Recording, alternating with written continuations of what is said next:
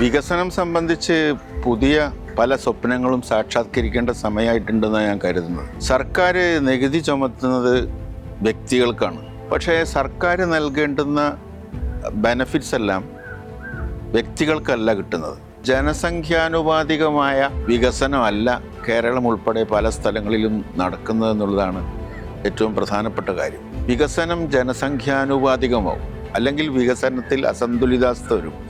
അസന്തുലിതാവസ്ഥ വരുമ്പോൾ ജനങ്ങൾ അസ്വസ്ഥരാകും. പല പ്രശ്നങ്ങളും നിരന്തരമായി ഉണ്ടായിക്കൊണ്ടിരിക്കും. ഇപ്പോൾ ഉദാഹരണമായിട്ട് ഒരു മനുഷ്യൻ്റെ ശരീരം നോക്കിയാൽ കൈകാലുകൾ മെലിഞ്ഞും വയറുന്തിയും ഇങ്ങനെ വേച്ച് വലിഞ്ഞു നടക്കുന്ന ഒരു ആരോഗ്യമില്ലാത്ത ശരീരത്തെക്കുറിച്ച് സങ്കല്പിച്ച് നോക്കുക. ഓരോ സ്റ്റേറ്റുകളും രാഷ്ട്രങ്ങളും അതുപോലെ ഓരോ ശരീരമായിട്ട് കണക്കാക്കിയാൽ വയറുന്തിയും കൈകാലുകൾ മെലിഞ്ഞും നേരെ ചൊവ്വയല്ലാത്തൊരു ആരോഗ്യകരമായുള്ളൊരവസ്ഥ നമുക്ക് സങ്കല്പിക്കാൻ സാധിക്കും.